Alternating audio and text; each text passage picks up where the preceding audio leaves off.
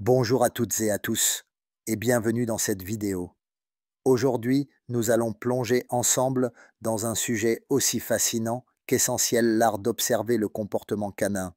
Beaucoup de propriétaires de chiens se concentrent uniquement sur l'éducation classique, apprendre à s'asseoir, à revenir au rappel, à marcher en laisse. Bien sûr, tout cela est utile. Mais si je vous disais que la vraie clé pour comprendre votre chien, prévenir les problèmes et renforcer votre lien avec lui se cache dans quelque chose de beaucoup plus simple, le fait de l'observer attentivement. Observer, c'est comme apprendre une nouvelle langue. C'est décoder les signaux subtils que votre chien envoie en permanence, souvent sans que vous ne vous en rendiez compte.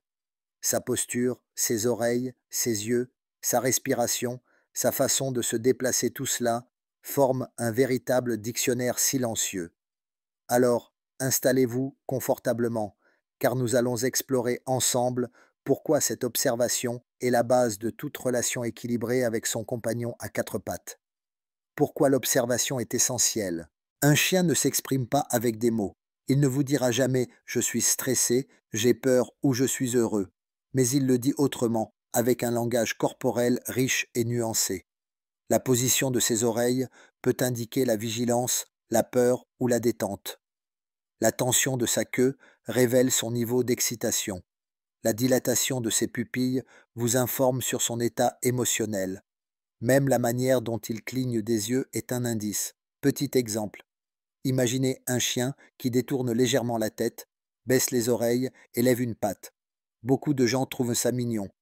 En réalité, il s'agit souvent d'un signal d'apaisement. Le chien cherche à calmer une situation qu'il juge inconfortable. Autre exemple. Un chien qui bâille alors qu'il n'est pas fatigué ne s'ennuie pas. C'est un moyen de réduire sa propre tension ou de montrer qu'il n'est pas une menace. Ces signaux sont comme des mots silencieux.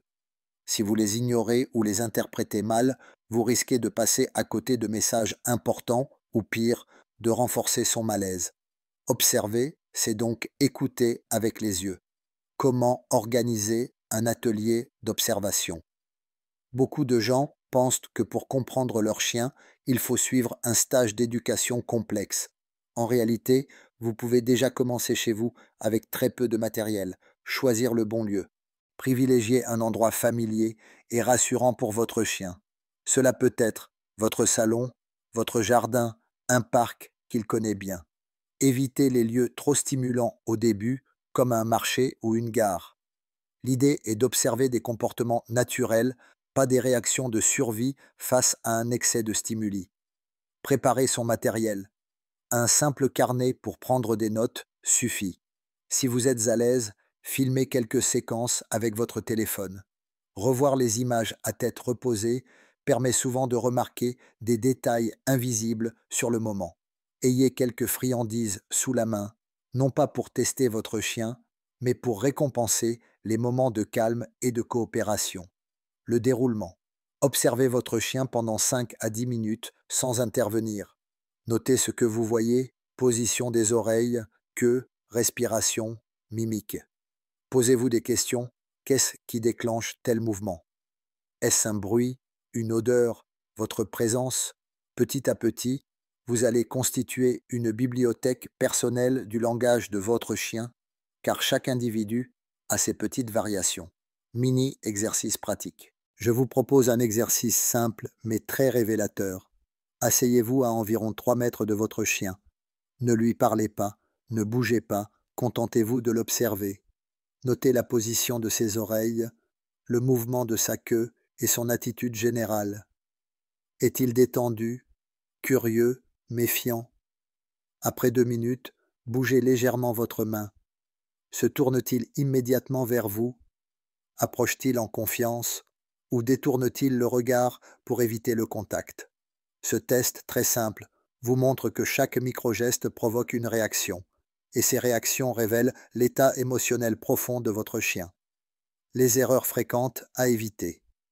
L'observation peut sembler facile, mais beaucoup de propriétaires commettent des erreurs. Projeter nos émotions, un chien qui sourit ne rit pas.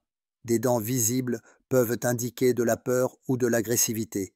Ignorer les signaux faibles, un simple clignement rapide des yeux ou un petit léchage de truffe peut être un avertissement. Tester trop souvent vouloir provoquer des réactions pour observer son chien peut le stresser et fausser votre interprétation. L'observation dans la vie quotidienne. La beauté de l'observation, c'est que vous n'avez pas besoin d'un atelier officiel. Chaque instant du quotidien peut devenir une opportunité d'apprendre. Au parc, regardez comment votre chien aborde un congénère. Est-il direct, enjoué, prudent? Renifle-t-il le sol avant d'approcher? À la maison, notez ses réactions au bruit. Se fiche-t-il? Aboie-t-il? Cherche-t-il refuge auprès de vous? En promenade, observez comment il réagit aux voitures, aux joggeurs, aux vélos. Petit à petit, vous allez développer une connaissance intime de son langage. Et cette connaissance vaut de l'or, car elle vous permet d'anticiper et d'agir avant que la situation ne dégénère. Les bénéfices à long terme. Observer son chien, ce n'est pas seulement une curiosité, c'est un véritable outil de prévention et de bien-être. Prévention, vous détectez un malaise avant qu'il ne se transforme en morsure ou en fugue. Lien renforcé, votre chien se sent entendu, respecté, compris. Cela augmente sa confiance en vous. Communication plus fluide, vous avez moins besoin de répéter les ordres, car vous agissez en accord avec son état émotionnel.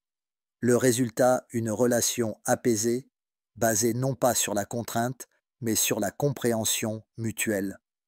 Pour conclure, l'observation n'est pas une perte de temps. C'est probablement l'investissement le plus précieux que vous puissiez faire dans votre relation avec votre chien. Plus vous apprendrez à lire ses signaux, plus vous éviterez les malentendus, et plus votre complicité sera solide. Alors, la prochaine fois que vous serez tenté de corriger un comportement, commencez par vous poser une question: qu'est-ce que mon chien essaie de me dire? Si cette vidéo vous a aidé, pensez à vous abonner, liker et partager. Ensemble, aidons d'autres passionnés à mieux comprendre leurs compagnons à quatre pattes.